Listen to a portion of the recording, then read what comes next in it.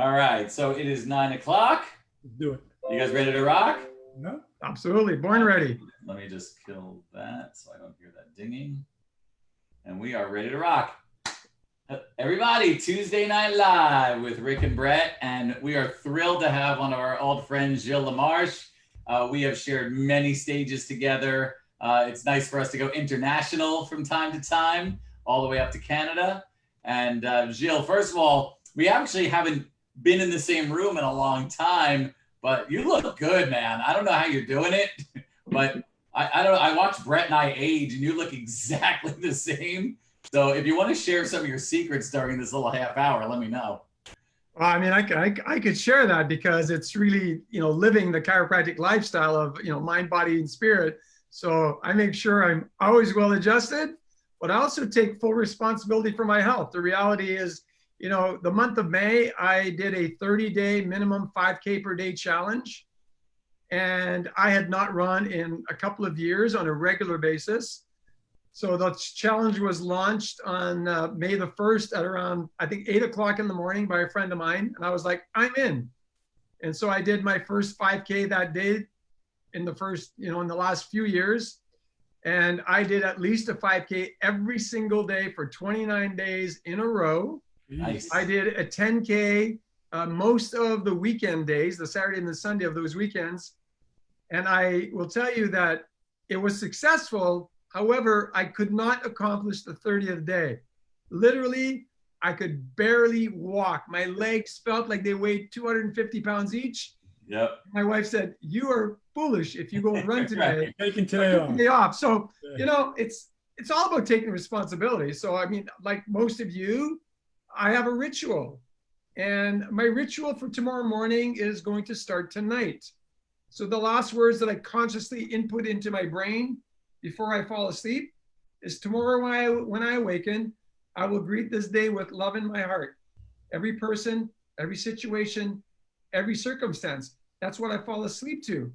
And when I awaken in the morning, the first words that I consciously input into my head before I get out of bed is, what do I choose today? So I choose to greet this day with love in my heart, every person, every situation, every circumstance.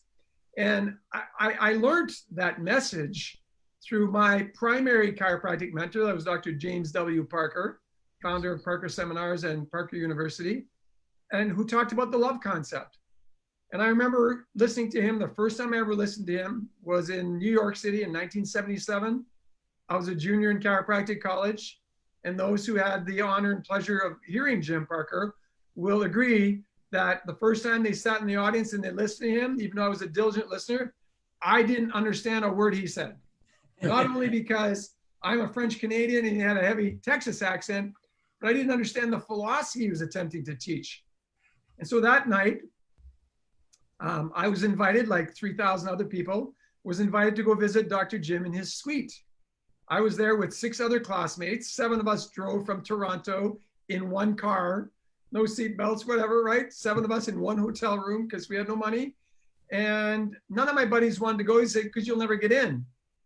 But, they had said that President Reagan had stayed in that suite the weekend before. And I thought, hey, I'm from this little town in Northern Canada. I've never seen a big hotel. I'd never been to New York City before. So up I went the elevator and went to the presidential suite.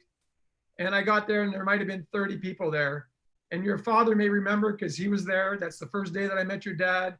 It's the first day I met Dr. Richard Yenny and all the other Dr. Jim pals, which he referred to as pals because they were Parker associate lecturers. And to my surprise, they took a liking to me. Dr. Jim Parker loved students. And so those are the people I started hanging around with. If you want to fly like an eagle, don't hang around with a duck. So I started hanging around with the eagles. And maybe the most important lesson I could share is I shut my mouth and I kept my ears open and I paid attention. I paid attention to what they told me. I paid attention to the chiropractic principles. I paid attention to them telling me that I should be reading a green book at least 10, 15 minutes every single day. I paid attention of what I should be doing from that point on in my 3rd year of chiropractic school until I graduated, and what I should be doing when I did graduate and started practice. And through some of those interactions, I can't remember which seminar, but I went to a few Parker seminars before I graduated. And at one of those seminars, I had a conversation with Dr. Richard Yenny. Richard practiced in Kansas City, Missouri for, I don't know, 60 some years. And we were having a conversation. He wanted to know my chiropractic story. So I shared my chiropractic story, what led me to chiropractic school. And he said, you've got to learn to tell that story. I was like, oh, no, you don't understand there. I'm French Canadian. I don't talk English that good. I used to speak with that level of accent until I worked at perfecting my English as well as I could perfect it. And he said, no, you have to learn to. I said, well, no, I'm way too shy. I could never do that. And I remember him, and he stuck his index in my chest repeatedly. And he said, and I'm going to paraphrase the sentence, but it was like, what gives you the right to know a truth that could help other people and not share it? And he kept poking me until I said, well, nothing gives me that right. He said, that's right, young man. So, I paid attention, and I joined a Toastmasters club, and I learned to tell the story, and I learned to have better diction. And I worked at eliminating my French Canadian accent because I would speak to a lot of English people and I'd want them to understand me. And I'll tell you, I did not attempt to reinvent the wheel. I literally paid attention to the principles. I learned to do a thorough consultation. I learned to do a thorough examination. I learned to whip out cards, which was something that came from Dr. Bob Griffin from, I guess he was from Fort Worth, Texas at the time. And I was shy at the beginning, but I handed out 5,000 business cards my first 12 months of practice. Can I stop you for one quick second? Absolutely. You say you were shy, but you still had the tenacity and the audacity and the guts to go hand out those cards. So what was the thing that transformed you from even your self-belief that you were shy to be willing to take action and be rejected? Purpose. When I had these mentors tell me that the only way that people are going to understand the message I have to tell them is if I do it from a space of purpose. And I had to discover my purpose. What would be my purpose? And so I worked at building my purpose statement, both for my personal life and for my practice life, if you like. Because what I was instructed to do is that when you find your purpose as an individual, that becomes your foundational premise on which you build the rest of your life. So my purpose statement ended up getting short over time. I mean, at the beginning, it was like 3 or 4 paragraphs long. Who that could ever remember it? But over time, I kept being instructed, you just got to shorten it. Make it so real that when you read it or when you recite it, that it gives you that joy, that peace, that feeling of grace and bliss inside. And so I got it shortened to, I pledge my life to my greatest expression of love and service for the benefit of humanity. And for those of you who know me, that's how I've lived my life for 35 plus years now. That's how I live my life. So that became the foundational premise for Gilles' life. And on that, I built the pillars. I built my chiropractic pillar. So of course I had, a practice purpose statement that was printed on beautiful parchment paper, that was framed and was in every single room in my office. Everybody knew what our purpose statement was. And back then, I haven't practiced in 16 years. Back then I knew it by heart, and I do not know it by heart now, but otherwise I'd recite it for you. It's about 5-6 sentences long. But my team understood it. So we built the purpose statement together as a team. We recited it every single day before we started practice. So everybody was in the office with a purpose. And if I paraphrase the purpose, it was to change and enhance lives through the mission of chiropractic. I mean, that's the short form of it. That's what we did every single day. And so part of that required what? Required that we be willing to share the story. We'd be willing to teach the message wherever we are, in the community, on a bus, on a plane, at a wedding, wherever it was. I was always ready to share the chiropractic story. And what I learned very quickly along the way was you don't want to be throwing up a story, but you want to invite people into a conversation. And so if somebody said, what do you do? I'd say, I'm a chiropractor. They go, oh, okay. And, back then they would swear at you or swear by you. It was one or the other. But my next, statement was always, well, what do you know about chiropractic? Well, not much. And then I would ask another question. So I got into just asking the right questions. And my favorite question to open up a conversation was, if you think back to high school science class, what do you remember your teacher telling you was the most important system in the human body? I've asked that question all over the world. And if we were playing Family Feud tonight, I can tell you that the number one answer that you would get when you ask that question out in society is not the nervous system. Right. It's the heart. Right. Always. Right? So we've got to pay attention on how we ask the question so we can be getting the answer and have our next question or next words ready. So I'd ask, what do you remember? Because you never want to make someone wrong. You want to make them right. But if you ask the question, what is the system, and they get it wrong, then you're making them wrong. So by asking it the way I've always asked it, and I still do it today, I'd say, you're right. It's probably what your teacher taught you. Can I ask you a couple more questions? And people say yes. I said, I'm going to assume that you went to bed last night, you fell asleep, and you woke up this morning and your heart was still beating. What told your body to do that? Number one answer is, I don't know. And depending on what shape they're in, I'll ask an exercise question. I may ask if they're in good shape. I'll say, you look like you exercise. You know, have you ever noticed that when you exercise, your heart starts to beat faster, your lungs start to breathe quicker, you start to sweat, something's changing in your body while you're exercising? They say, yes. I said, what tells your body to do that? And they go, I don't know. And then my next question is, what's in here? And they say, my brain. I said, and what does your brain control? Number one answer, everything. So if you put all of that together, that's my story. That's how I teach chiropractic to people. That's how I did it in my office for 25 years of active practice. And they get it because they understand that the brain controls everything. They just don't know how the brain communicates with the rest of the body. And when you get them to understand that it communicates through the spinal cord and through the peripheral nervous system and the autonomic nervous system, they go, oh my gosh, why didn't anybody ever tell me that? So this was just the way I developed my story in my healthcare class, my spinal care class, which is what we used to call it first, my doctor's report, whatever you want to call it. That's how I discovered how to get into people's minds and how to open their hearts to possibility. And again, I mean, Jim said, you know, he had 10 principles. You got to do this, you got to do this, you got to do this. I just did it. When he said, you know, do a thorough consultation, do a thorough examination, x-ray everybody, do a report of findings, a written report of findings, do a healthcare class. I went, okay.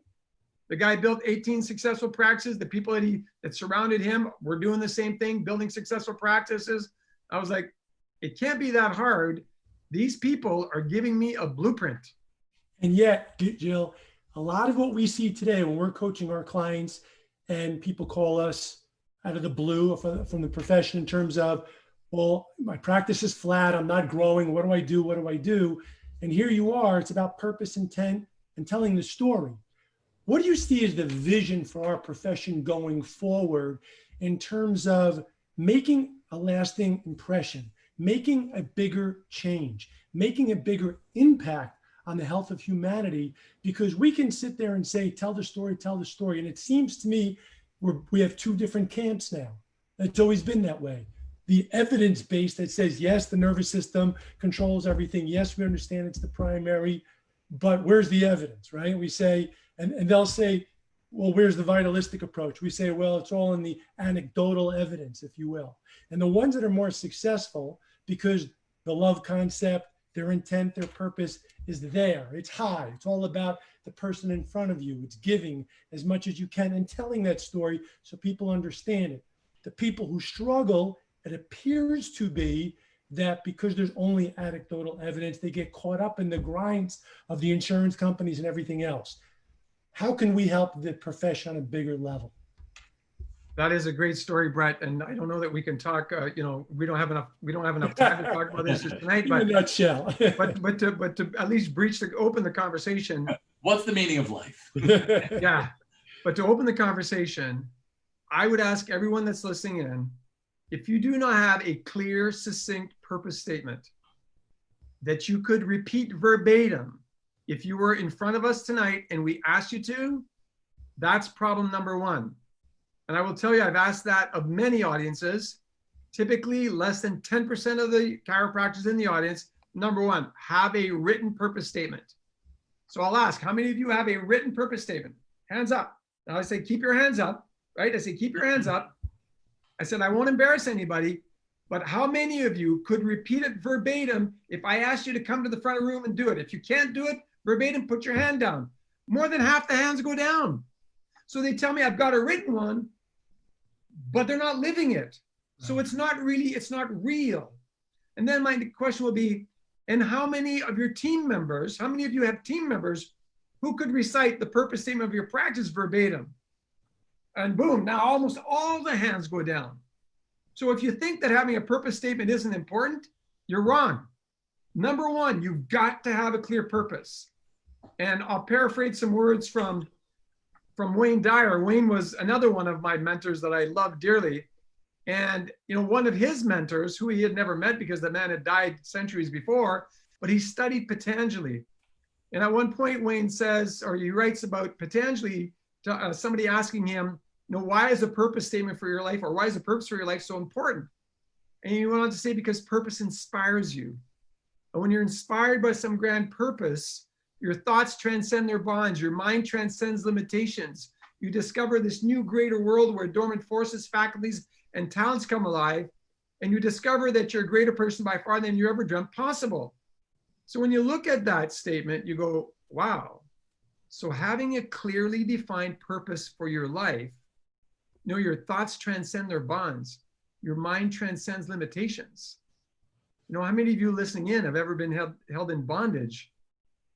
By your thoughts, that is, right? Mm-hmm. How many of you have been held in bondage by your thoughts, or that you hear that small talk in your mind say, well, you're not good enough. Who do you think you are? You can't be successful. That's all garbage. That is all garbage. And it's all because you don't have a clearly defined purpose for your life. Because the minute you get clear on your purpose, everything starts to change. So to me, that's, again, the foundational premise is building a strong purpose. So if we could help our colleagues discover what that purpose is for themselves, we are going to move the profession forward. That's step number one. Obviously, we know that there's somewhat of a civil war happening in our profession. It's been going on for years. It's become more rampant in the past 6, 12, 18 months. Certainly, I'm not going to point out any organizations, but what happened in Berlin a year or so ago was horrible for our profession, but it really showed the state of the civil war of our profession. For a year and a half or 2 or 3, I've been talking about research being the currency of cultural authority. So cultural authority, how do we measure cultural authority? Well, many of you who are successful in your practices have cultural authority as it relates to your practice members. And you may have cultural authority on the outside with some groups that refer to you on a regular basis. You may have cultural authority in a part of your community. Some of you in small communities may have cultural authority that extends within the boundaries of your community. Let's say in a small city. I was from a town of 40,000 people. I think that over the years, I gained cultural authority in my community. Not with everybody, but it was strong. That doesn't happen for most people. How do we gain cultural authority? Science is the currency of cultural authority. I asked a question, and I spoke with you before we started this recording, as it relates to research in our profession.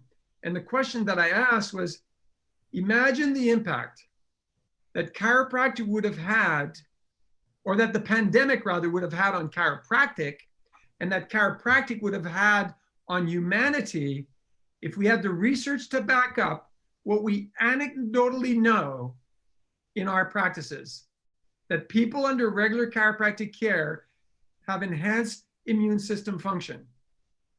Well, what happened early in the pandemic, there was a group, and we don't need to name the group, but there was a group that said there is zero evidence and no chiropractor should ever talk about the fact that chiropractic enhances immune system function, right? So we had that group. Then we had the president of a chiropractic institution who did a video with a researcher and said the same thing. We had other people that came on and said the exact same thing. So what did the licensing boards do? The licensing boards prohibited chiropractors across the United States, across Canada, and other parts of the world, prohibited chiropractors from talking about immune system function. A group vigilantes of sorts, I guess, against principled chiropractic, started trolling websites, started trolling Facebook pages, and started reporting chiropractors who had done any posts related to immune system function, even posts that may have been created 6 months, 8 months, a year ago, and started lodging complaints at the licensing boards. My friends, that's a civil war in our profession. The only way we're going to win this war, the only way the principled chiropractic part of us is going to win this war, is for us to join in the process of creating evidence that proves what we anecdotally know to be true, right? I'm alive because of chiropractic. Some of you know the story, but I got diagnosed in 2003 with a terminal condition. They said I'd be dead in 2 years unless I had a double lung and heart transplant. And again, we don't have time to get into all that. You can watch a YouTube video, search Dr. Gilles Lamarche on YouTube. You can watch a YouTube video that talks about that. But I'd been what I thought under regular chiropractic care since the age of 12. And I believed that I was going to die because my symptoms were so bad. And never in a day did I think that there was something seriously wrong with my spine and nervous system, because I went to the chiropractor at least once a week. But 31 days after I retired, which was I retired on the 14th of April 2004. And on the 15th of May 2004, I woke up from my night's sleep, and the first thought I had, you're a beep beep idiot. You've been preaching this chiropractic paradigm of health and healing for 25 years. There must be something seriously wrong with your spine and nervous system. And the next thought was, well, how could there be? You get checked by a chiropractor every week or two. And I will tell you that it's the third thought that really woke me up. It was, yeah, but never by the same chiropractor. In that moment, I recognized that I had not been a practice member in any practice since I'd left home to go to undergrad. I went to whatever chiropractor I happened to be with. If we went out for lunch this week, I'd say, hey, you want to go to my office, or am I going to your office so we can check each other? You'd say, yeah, sure, come on over to my office. And I'd do that. And next week, if I was having lunch with Rick, I would ask the same thing. So I got checked by great chiropractors, but never by the same one. So I might not get checked by the same chiropractor more than 2 or 3 times a year. So when all the noise died down in my head, I was like, dude, get on the phone, make yourself an appointment, go somewhere as a new patient and become a practice member. And obviously 2003 was the diagnosis. The prognosis was 24 months. That's 2005. I'm now 15 years beyond. And I will tell you, Rick mentioned that a while ago, I look younger at 65 than I did at 45 or 48 anyway. When I was really sick, I looked like I was 75 years old. And here I am, I get checked by the same chiropractor now, since I've been living in Atlanta, of course. When I was in Dallas, I had the same chiropractor, Francis Murphy. Now I'm in Atlanta. I got Mike Long that takes care of me. I get taken care of on a regular basis. I'm healthier at 65 than I was at 48 because I live the principle. And when I share that story with any chiropractic audience, I'll ask, how many of you are a practice member in the same practice and you demand from your chiropractor the same level of service that you provide to your practice members, that you have a regular reevaluation, et cetera, that you have a regular appointment schedule. And if you're not doing it, please learn from my experience and make yourself become a practice member in a practice that you trust and experience what chiropractic will really bring to your life. It saddens me to know, and I don't have the real statistics on that, but it saddens me to know that, often you'll hear of chiropractors, successful chiropractors, mid-50s, early 60s, dying of heart attacks. Why? Because we work bent over a table for 25, 30, 35 years. And our thoracic spines are horrible. Our cervical spines are horrible, and we're not under regular care. And it's not because we don't know. It's because we're close to the possibility that we're seriously subluxated. We don't even think about it. Why? Because we're taking care of people. Like the plumber with the leaky faucet or the cobbler whose kids have holes in their shoes. That's what I did. And I thought I was under regular chiropractic care when in fact I had not been for decades. So a message to the audience tonight or anybody listening in later, please do me a favor, do yourself a favor, do your family a favor. do your practice members a favor. If you're not under regular chiropractic care, if you're not a practice member somewhere, become a practice member somewhere. Get taken care of. So that piece is important to me to share as a message, because I had the experience of the near-death experience. And the other one is, we've got to be willing to start focusing on funding high quality level research, right? Research is funded, sure, and NIH funds research. We all know, come on, where's the money coming from? You know, big pharma funds a lot of great research in medicine. We don't have a grandfather like that, or a great grandfather with that kind of cash that can fund research. We must depend on each other to start funding research. And I will do a plug for Life University, because in September, we're going to launch the Founders Month of Giving to Chiropractic Research. And I'm looking for what I call fundraising ambassadors, people that are willing to recruit other chiropractors to get involved. I was called to a meeting last July. I was heading to Massachusetts. I'd been invited to spend a weekend at the Kennedy compound. And I get a call the week before that about a chiropractor in Massachusetts who is interested in doing some work with our research department. She is a full-time practitioner. She's in practice, but is interested in doing some research. So I stopped by and I met with her, had a great conversation with her on my way up to the Kennedy compound. And she has a lot of very wealthy patients. And it made me think, because she said, I have patients who are willing to donate to research. And as a matter of fact, tomorrow in our bank account, there's a $75,000 bank transfer that was done today that is coming to actually fund an immune system research project, half of what this lady, patient, is going to fund, 150 grand, coming from a patient, a first-time donor to chiropractic research, right? So I thought, how could we learn to involve our patients in this? There's not a day or a week that goes by that you don't go into a grocery store where they're not soliciting for something, right? Would you give an extra $1 for diabetes research? Would you give an extra $1 for whatever? They do it all the time. Why have we never done that in chiropractic? So my goal is to get a minimum 1,000 chiropractors involved in a network where these chiropractors commit to raising, you know, $1,000 in 1 month, whether they donate part of it or they solicit from their patients asking for an extra $1 visit, whatever it might be.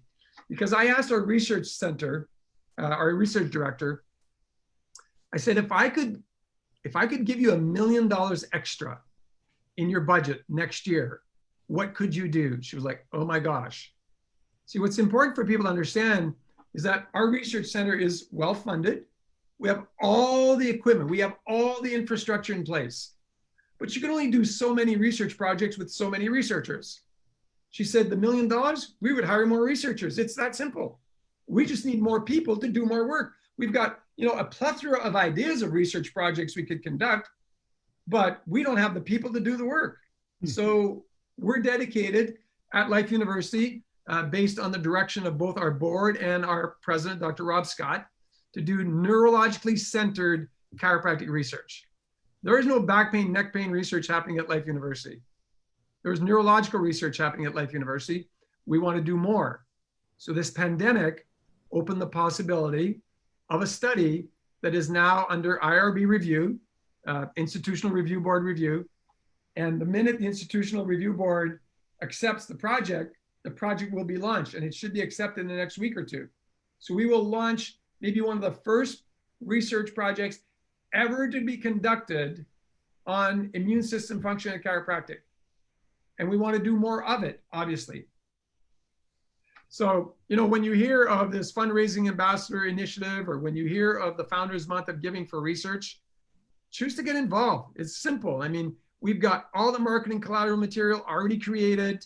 It's just going to be a matter of sending it in a Dropbox and people sharing it using social media, having a little poster at the front desk, and having your front desk staff asking people if they're willing to donate an extra $1 for their adjustment. So imagine, you know, a practice that's seeing 100 patients a week. They could potentially raise $400 or $500 in that month. Practice that's seeing 500 a week could be raising a couple $1,000s for chiropractic research. You think $2,000 doesn't cut it? Yeah, you can't do much with $2 grand, But what if we had 1,000 chiropractors who could raise 1,000 or 2,000? Now you start talking about some significant cash. And this project that I am launching with my team, we want to do it ongoing. So every year during the month of September, to celebrate chiropractic's birthday, we're going to raise money for chiropractic research. And we're going to be accountable to those who donate, which means we're going to be giving regular reports as to where the money has gone and what the money has done. So all of that is part of answering that long question that you gave me, right? We've got to be focused on purpose. We must be focused on understanding that it's imperative that we gain cultural authority and that we have detractors. And we have a lot of detractors inside our own profession. Well, let me tell you, they think that the current evidence that we do have is not good enough. Well, you know what? Let's just create the evidence that they deem good enough and just get them to shut up. That's the worst words you're going to hear me say today, right? I never use any bad words, but I'd love to be able to shut them up because based on my experience, I understand that in my personal case, it's anecdotal. But the only thing I changed from when I was told I was going to die in 24 months or less to being completely well in about 24 months, excuse me, was get very regular chiropractic care. So my pulmonary pressure, dropped from 57 to 27 in 3 months of chiropractic care. The normal is 15. Within 1 year, my pulmonary pressure was normal at 15. Within 2 years, the cardiomegaly that I had that was measured at 2.5 was gone. How does that happen? Well, guess what? There's an innate intelligence in your body that allows your nervous system to adapt. It adapts to the stress and it adapts again when the stress is gone. When the stress was gone off my spine and my nervous system, my body basically said, my innate intelligence says, you know what? Your heart doesn't have to be that big anymore. Let's just let it go back to its normal size. It's just like if you're weightlifting and you're lifting 200 pounds like this for months and years, you get huge muscles. You stop doing it a year or two, your muscles are back down to this, right? I mean, it's that simple. The body has this ability to adapt. And so there's no such thing as a chiropractic miracle. When somebody gets well in your office, it's not a miracle, not a chiropractic miracle. What is it? It's the fact that we recognize that the miracle is you. The miracle is the patient, that we were designed to heal, provided there's no interference. So our job as a chiropractor is to get people to understand that. When you get them to understand it and they get that big idea and they go, wow, the number one question I used to get is, why didn't anybody ever tell me that before? I'm sure that many of you listening in have had that question asked of your own people. Why didn't anybody ever tell me that? And my answer to that is, I don't know. All I know is that that's what we teach in our practice because that's what I've personally experienced. And they go, okay, when can we get started? We've got to make it simple. And not everybody is ready. So I learned really early from mentors that if they're not ready, let them go, right? Present your best recommendations. Dr. Jim used to say, make every care plan equivalent to the care plan you would deliver if the person sitting in front of you is your mother, father, brother, sister, child, or spouse. Provided you love them, of course. That was his little line at the end, provided you love them. But if you provide a care plan as if the person sitting in front of you was your mother, father, brother, sister, child, or spouse, and they accept it, go for it, take care of them, they're going to get well. And if they don't accept it, let them go with love.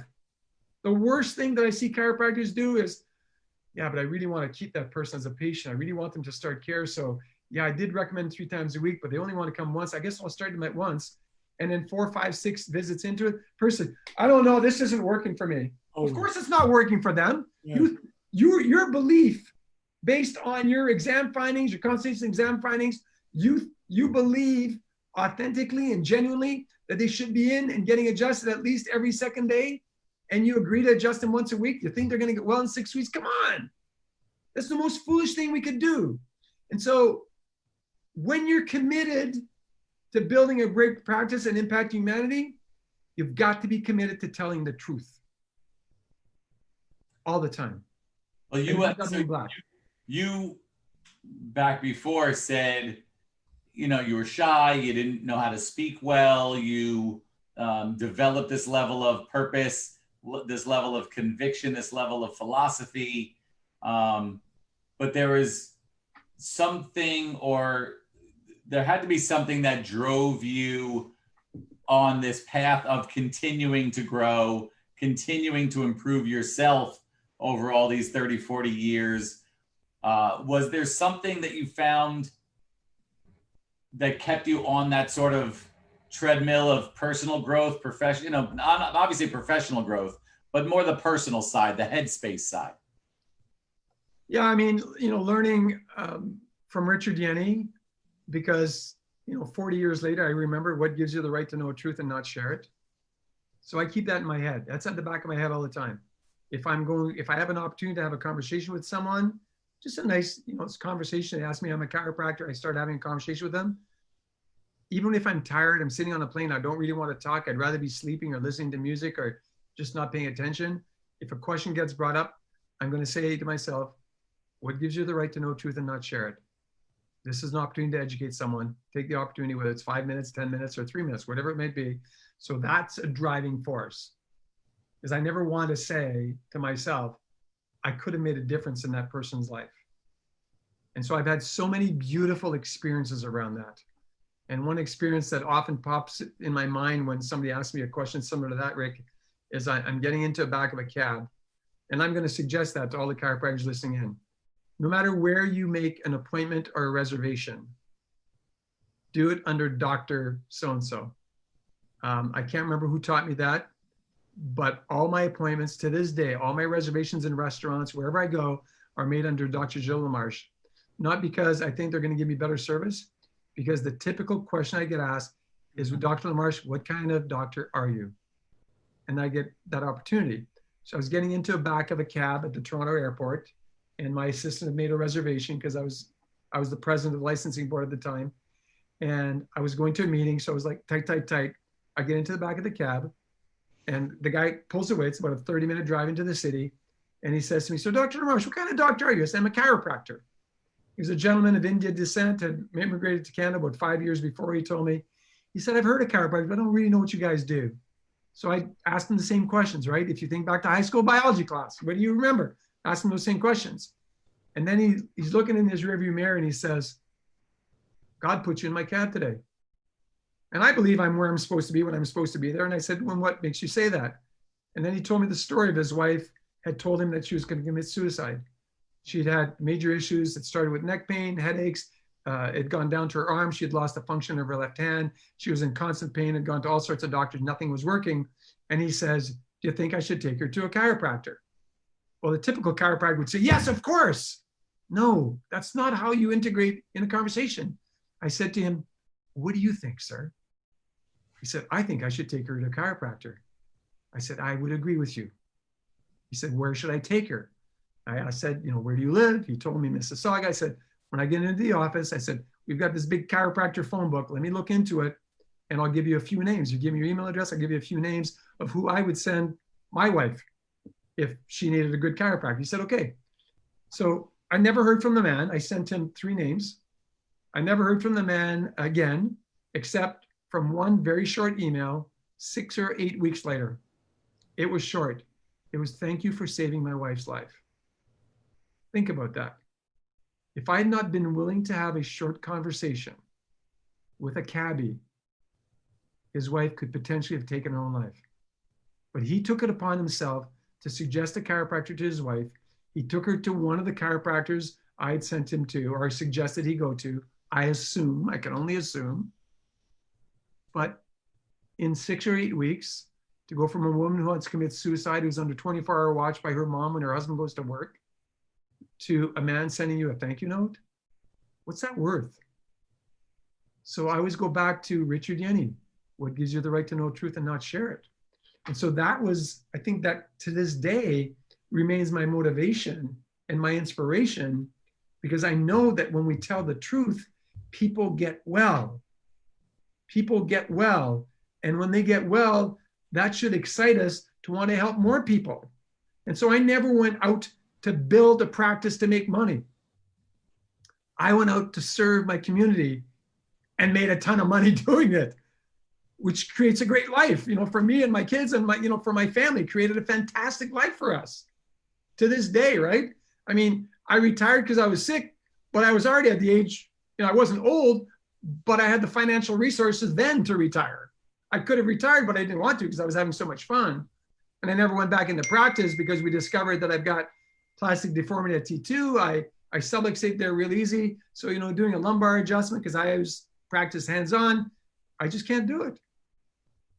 And so I opened myself up to my next calling, and lo and behold, so 2 years after retiring, I got a phone call. Right, you've been around thousands and thousands of chiropractors, and especially now, things are so different in all of our society. What do you say to the chiropractors that you come across that don't have your level of enthusiasm, love for the profession, joy for serving patients, joy for getting their hands and removing subluxations? Where do you think that comes from? And what do you say to those people to turn their light on? He's going to say, find a different profession. Brett, those were the first words in my head. You're in the wrong profession. Move over. But many people are ready to be saved. Okay, they're ready to be saved. They just don't know what to do. But they've got to be willing to change what's happening in here.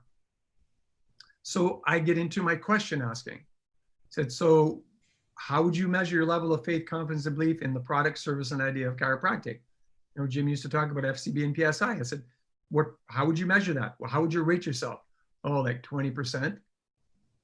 Said, would you go to somebody that was only 20% faithful and confident about what they practice? Would you hire a plumber that's only 20% confident that he or she can correct the problem in your house? They go, no. I said, so why do you think people would hire you to be their chiropractor? And some of them, it lights them up. So, well, how can I gain that? I said, when's the last time you read the 33 chiropractic principles? Some of them tell me never. Some of them say, I've never heard of the 33 principles. Really?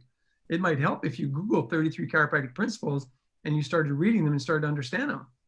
When's the last time you picked up a green book? When I guess somebody said, well, what's a green book? They're freaking chiropractors. They don't know what a green book is because nobody introduced, it's not their fault. Right. Nobody introduced them to the philosophy of chiropractic. So I've got the entire green book collection. I will tell you that I have never read a green book from cover to cover. But every single morning, I pick one off this shelf or pick one off because I got about half the collection here, half the collection in my office at Life University. I pick one up, I open it, whatever page it's at, and I'll read a page or two or three, depending on how inspired I am. Maybe I'll read 10 pages. But sometimes I only read 1 or 2 pages. But it seems that every time I pick one up, the message I receive is the exact message that I needed that day to feel totally inspired and to walk in through the door at my practice and feel inspired to serve at the highest level that I could serve. It's not about being motivated. It's about being inspired. And the word inspired can be broken down to in spirit, connected to universal intelligence, right? There's a universal intelligence in all matter, continuously giving it its properties and actions, thus maintaining it, rather its properties, thus maintaining it in action. I mean, principle number 1. So when people don't even know that, they wonder how to get inspired. Well, you've got to understand chiropractic. And the only way to understand chiropractic is to steep yourself in its philosophy through the green books and understand the 33 chiropractic principles and start to actively live them yourself. So that was part of my process. The next part of my process was, I've had this on my desk or my credenza. So I'm at home right now, obviously. The frame is new, but this piece of paper in here has been sitting in a frame for 43 years. So this piece of paper is 43 years old. It's been sitting in here, and those who were steeped back in the day in the Parker principles will know that these principles impact your life when you read them every day. And so for years and years and years and years, I read these every single morning to prepare myself. So I understood the principles of there's a definite spiritual and mental laws that are more exacting than physical laws. I don't have the time to tell you what that means, but Jim used to say there are spiritual and mental laws that are more exacting than gravity. Well, we know that if you stand on top of your roof and you jump off, you're going to land on the ground. And if the roof is too high, you're probably going to die. It's a physical reality. But he said there are spiritual and mental laws that are more exacting than that. And he went on to say, 99% of failure is self-inflicted. So if it is to be, it's up to me. So I took personal responsibility for every decision that I made. And so even though I built a great team around me, and I can tell you that I was very successful in chiropractic practice because I had a great team, I was still the one who took responsibility to train the team. I may have been the quarterback or just the quarterback, but I was a darn good quarterback because I got trained. And more importantly, I listened to those who trained me. I didn't open up my practice trying to reinvent the wheel. I heard from the likes of Jim Parker, Larry Markson, Kirby Landis, Bob Griffin, etc., how to build a successful practice. And I went, okay. I took Jim's 10 steps of how you build a successful practice. And I went, okay. And I practiced it until I became somewhat masterful at doing it. And I can tell you that I built a really successful practice really, really fast. How do you build a practice from 0 patients in July to over 500 in December of the same year, right? So 5 months, how do you do that? Well, you better be shaking hands and meeting a lot of people. And even in today's world, it can still be done. When I say I handed out 5,000 business cards because Bob Griffin told me to from the stage, he just said, you got a WOC, son, you got a WOC. I was like, what the heck's WOC? You gotta be whipping out cards. He put his hand in his pocket, he threw the cards in the audience. I was like, okay. So I went up to him, I said, how do I do that? He said, how many cards do you think you should be handing out a week? I said, I don't know, like 5. He's like, son, you gotta be thinking I'll do 5 to 10 a day. 5 to 10 a day, that's a lot of cards. He says, yep. You wanna build a successful practice, you wanna impact your community, you're gonna have to deliver a lot of cards. You're gonna have to meet a lot of people. It's like, okay. So when I went to the printer as a new practitioner and ordered 5,000 business cards, the printer looked at me and said, sir, he said, I don't want to discourage you. That's a big order, but you're going to have enough cards for the next 10 years. I said, no, you don't understand.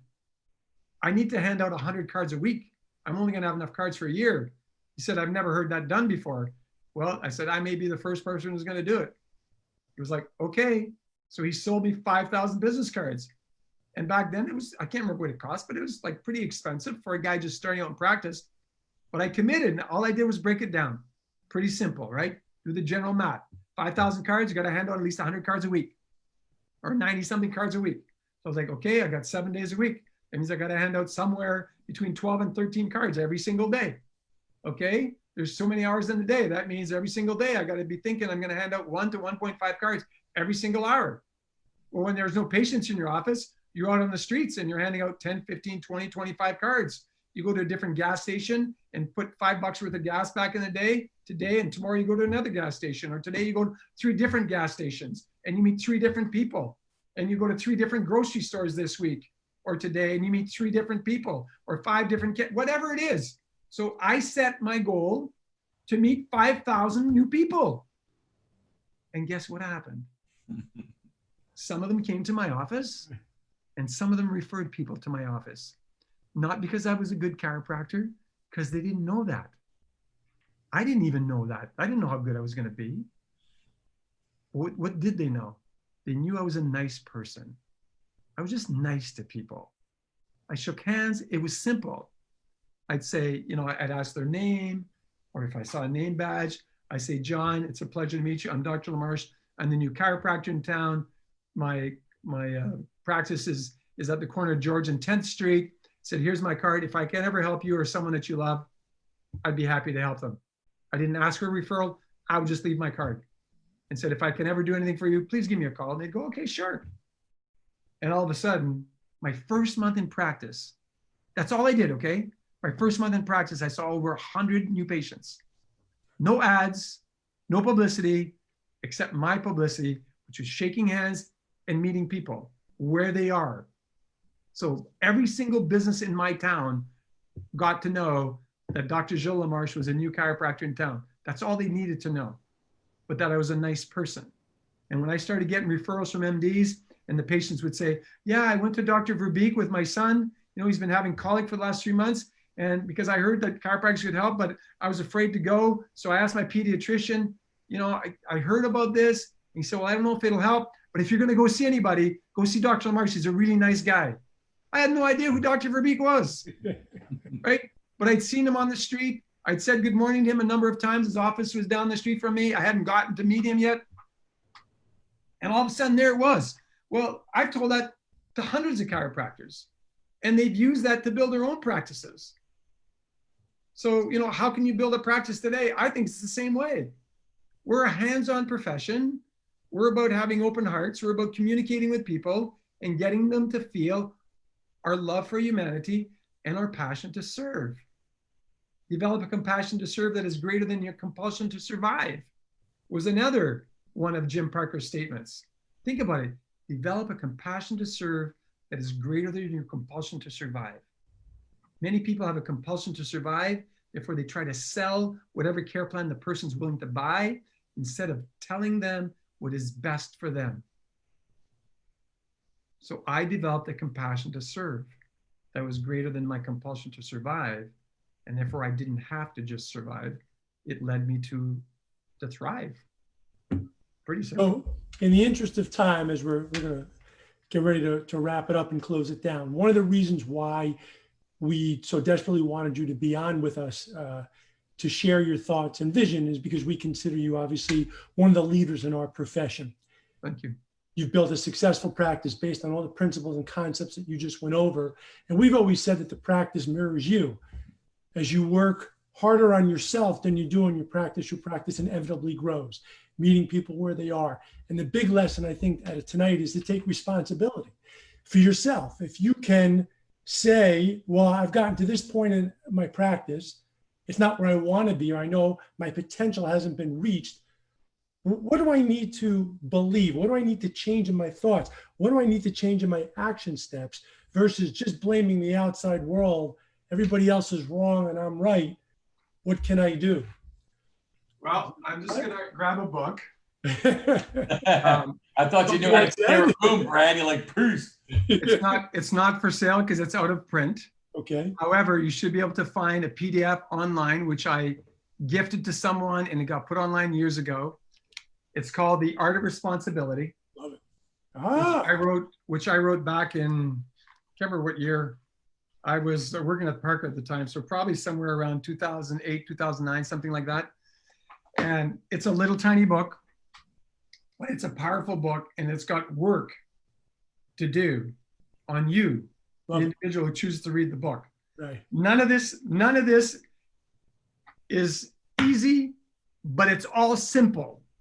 Well, some people I say, well, easy and simple are synonyms. Not really. They're not. This is simple. If you do the work, you're going to get the results. If you don't do the work, you're not going to get the results. So yes, sometimes it's difficult because you got to step out of your own way. You got to step out of your ego. You got to step into the possibility that when you choose to do the work, everything starts to change for the better. And I wrote this book literally on a Labor Day weekend, sitting at my table in my office when I was at Parker back in those years. And just flowed. It just flowed because I just taught what I had done. Well, so because it flowed because of your authenticity. It's who you are. And one of the things that we teach is getting clear about your purpose, getting clear about what is it you want. And what we go to work on are someone's value system, where we start to dig deeper and deeper. Who are you? What's most important to you? Why?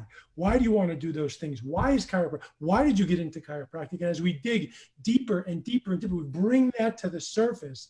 That to me is where the juice of life is for that individual. So that's what we try to do from a coaching point of view, is to help them discover who they really are, so then they can meet people where they are and get their egos out of the way, so they can serve with this love in their heart and this authenticity, which is what I got from you tonight, which is who you are, which is what makes you so successful. I agree with you 100%. Mimic that, right? And learn from that and all these different concepts. You talked about paying attention, meaning put my ego aside, let me learn from those around me. right? Meeting people where they are, being congruent, and be willing to tell the story, because again, it gets your ego out of the way. It's not about you. It's about how can I help this person, which is one of your biggest value systems, giving people hope and inspiration, which, by the way, happens to be my purpose statement in 2 words, to give people hope and inspiration, whether it's a chiropractor, whether it's a coach, whether it's a father, parent, human being, it doesn't matter, right? But the greatest thing we can all do for an individual, I learned that from Dr. Jim too, is to give them hope. The minute they have hope, yep, as a practice member or as a patient coming into your office, the minute they have hope, the healing starts. So our job is to give them hope, and our job is to discover our why. Many chiropractors who are struggling, go and ask the questions of what can I do? What can I be doing? It doesn't start with what. Right. And if people listening in have not listened to Simon Sinek's TED Talk on discovering your why, please, for God's sake, go listen to it, because it's not about what you do, it's about why you do it. Once you discover the why, then you could include the whats. I mean, I learned the what from Jim, but I learned that first I had to discover why I was going to choose to do it. And when you discover your why, your what is very congruent and you're continuous. You continuously do the same thing the same way to get the same great results. Or some people do the same thing the same way, expecting different results. Ain't gonna happen. It doesn't happen. If you're doing it right for you and you're doing from a space of why, then just don't reinvent the wheel, but learn your why and then learn the what's that you can include so that you can get to live your why.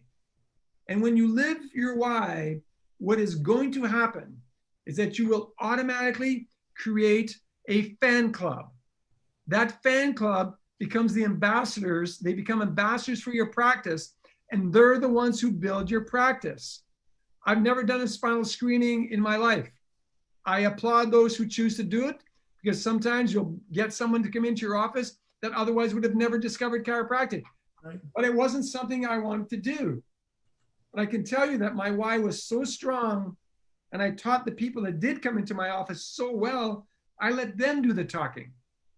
So if you, or when you attract a group of 200 people who become well-educated in your why, you have built an awesome practice, because they become the people who keep referring to you, and they build that network that builds that network that builds that network, which is why people like me have multi-generation practices, because a parent comes in, the parent ends up bringing in their children are teenagers, all of a sudden the children are married, they're having children, and all of a sudden you've got 3-4 generations in your practice, and you can say, you did nothing to recruit them.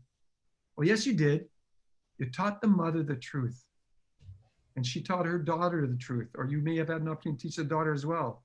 And then the daughter taught the husband that didn't understand chiropractic the truth, so that when their first child was born, the husband had no choice but to allow the wife to bring the child in. And so the father came with it. And all of a sudden, the husband's learning and goes, oh my gosh, how come nobody ever told me that before? And it just keeps going on. Right. That's right. Well, you'll be happy to know that Kimberly posted the link to The Art of Responsibility onto the Facebook Live. She found it in about 2 seconds on Amazon. I knew it was there somewhere, because I gave it to somebody years ago. It's already out there. Perfect. And I love that. I challenge everybody. Let's make that all of our homework. That anyone listening, let's make that our homework to read that together, put some energy behind it, because as Brett said, the thing that's magical about you, and you want to talk about creating a fan club, that's why Brett and I are part of your fan club, because you're so authentic, you're so real, and the passion that you have now is the same as it was that first day that you graduated, held that diploma, and knew that you had fire in your heart, and the desire, and that necessity, almost that calling to make a difference in people's lives, which you're still doing on a daily basis. And I would say, when Brett and I were back in the day, and we would be trying to grow our practices, and we would hold each other accountable, and somebody from stage said, you don't judge the chiropractic practice success on how many patients they see, but how many students they get to chiropractic college. That's the true mark of a successful chiropractor. You have taken all of your love and heart for this profession and put it back into academia and now research, and knowing that it's going to take that impact to the younger generations to perpetuate our great profession. And I don't know about you, Brett, but there's no one that I'd rather, hold the baton than you, to be able to help those kids to understand what we do, why we do it, and the what's and the hows, but also to maintain the heart and the mind and the spirit of a true chiropractor. And I thank you for that. Gilles, we can't worry about what other schools are doing, what other administrators are doing. It doesn't matter.